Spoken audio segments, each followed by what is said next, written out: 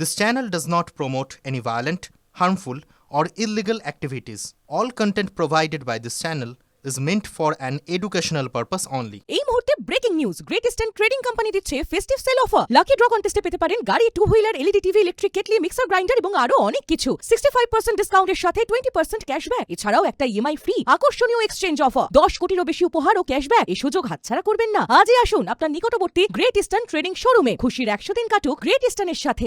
Betting app মামলার তদন্তে এবার অভিনেত্রী মিমি চক্রবর্তীকে তলব করল এনফোর্সমেন্ট ডিরেক্টরেট। প্রাক্তন তৃণমূল সাংসদ অভিনেত্রী মিমিকে আজ দিল্লিতে ইডি দপ্তরে ডেকে পাঠানো হয়েছে। 16ই সেপ্টেম্বর বলিউড অভিনেত্রী উর্বশী রাউতেলাকেও তলব করেছিল ইডি। বেটিং অ্যাপ মামলার তদন্তে মিমি চক্রবর্তীকে তলব করল কেন্দ্রীয় এজেন্সি। আমার সহকর্মী সুমন মহাপাত্র এই মুহূর্তে আমার সঙ্গে রয়েছেন টেলিফোন লাইনে। সুমন, মিমিকে তলবের এই সংক্রান্ত আর কি তথ্য, তিনি যাচ্ছেন কিনা, এখনো পর্যন্ত কি কি আপডেট সূত্র মারফত পাওয়া যাচ্ছে? দেখো, সূত্র মারফত আমরা যা জানতে পারছি, মিমি চক্রবর্তী তিনি আদৌ যাবেন কি যাবেন না তা নিয়ে একটা ধোঁয়াশা তৈরি হয়েছে। তার কারণ তুমি জানো যে এই বেটিং অ্যাপ চক্রে প্রমোশনের জন্য বেশ কিছু বলিউড, টলিউড স্টার এবং ক্রিকেটাররা তারা কিন্তু জড়িয়ে রয়েছেন, এবং সেই জায়গা থেকে ইডি যখন এই দুর্নীতির বেটিং অ্যাপের, তখন কিন্তু তারা যাদের যাদের কাছে এই টাকা পৌঁছেছে, অর্থাৎ যারা যারা এই দুর্নীতির মাধ্যমে লাভবান হয়েছেন, তাদেরকে কিন্তু তাদের কাছ থেকে প্রশ্নের উত্তর নিচ্ছে। সেই জায়গায় মিমি চক্রবর্তীকেও কিন্তু ডাকা হয়েছে আজকে দিল্লি হেডকোয়ার্টারে।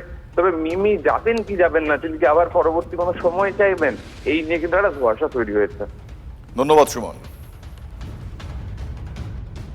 আইন নিশ্চয়ই আইনের পথে চলবে, সেখানে কোনো মন্তব্য করব না।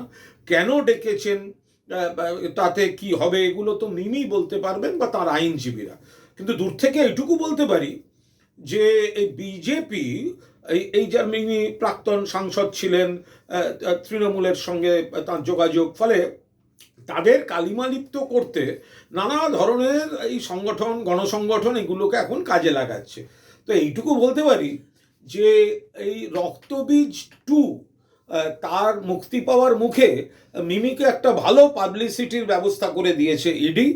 রক্তবীজ 2-র একটা ইভেন্ট প্রমোটার হিসেবে ইডির ভূমিকাটা খুবই ইন্টারেস্টিং। তো এইভাবে যদি নায়ক নায়িকাদের সিনেমা মুক্তি পাওয়ার ঠিক মুখে ইডি যদি এরকম একটা পাবলিসিটি করে দেন, কারণ দুদিন বাদে দেখা যাবে মিমি নির্দোষ, তো ফলে মিমি এখন টেনশনবিহীনভাবে ইডিকে তিনি পরে একটা সব মিটে গেলে ধন্যবাদও দিয়ে দিতে পারেন। এ তো রক্তবীজ 2-র প্রমোশন, ইডি তো হেল্প করে দিল। আইনের বিষয়টা মিমি বলবেন, আর বাকি রক্তবীজ 2-কে প্রমোট করার জন্য, বাংলা ছবিকে প্রমোট করার জন্য ইডিকে ধন্যবাদ। যদি তিনি যুক্ত থাকেন তো ইডি ডাকবে, এটাই স্বাভাবিক। আমি তো আগেই বলেছিলাম, তৃণমূল হচ্ছে নোংরা নর্দমা। আপনি যদি কোনো মিনারেল ওয়াটারের বোতল খুলে জল নর্দমায় ঢালেন, সেই জল তো আর মিনারেল ওয়াটার থাকে না, নর্দমার জলেই রূপান্তরিত হয়। তো তৃণমূল কংগ্রেস এরকমই দল, ওখানে দেব থাকুক আর মিমি থাকুক বা শুভশ্রী থাকুক বা অন্য কেউ থাকুক, যেই যাবে সেই চোর হবে। চোরেদের দলে আবার অন্য কিছু হয় নাকি? সাধুদের তো এন্ট্রি নেই, চোরেদের দলে ওটাই লাগবে, আই কার্ড। ওটা আই কার্ড নিয়ে তবে না আপনি ঢুকবেন। আমরা এখানে গেছি, প্রক্সিমিটি কার্ড আছে, তো তৃণমূলে ঢুকতে গেলে চোরেদের কার্ড লাগবে।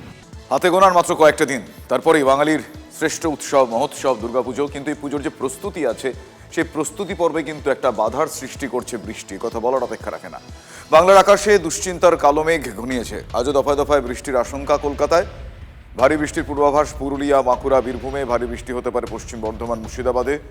উত্তরবঙ্গে ভারী থেকে অতি ভারী বৃষ্টির সতর্কতা রয়েছে। কি বলছে হাওয়া অফিস, আমি জানবো আমার সহকর্মী কমলেশ চৌধুরীর কাছ থেকে। কমলেশ, এখনো পর্যন্ত হাওয়া অফিসের পূর্বাভাস কি আছে? বৃষ্টির সংক্রান্ত এখনো পর্যন্ত কি কি পূর্বাভাস?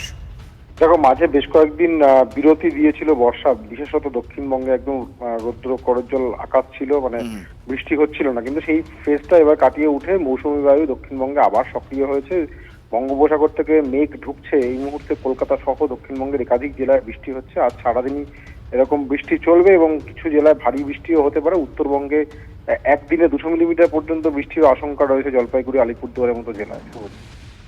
ধন্যবাদ কমলেশ। আমার সহকর্মী কমলেশ চৌধুরী এই মুহূর্তে আমাদের সঙ্গে ছিলেন। ভারী বৃষ্টির পূর্বাভাস দক্ষিণবঙ্গ এবং উত্তরবঙ্গেও ভারী বৃষ্টি হতে পারে পশ্চিম বর্ধমান, মুর্শিদাবাদেও। পুজোর আগে প্রস্তুতি পর্বে বৃষ্টি বড়সড় বাদ সাধছে।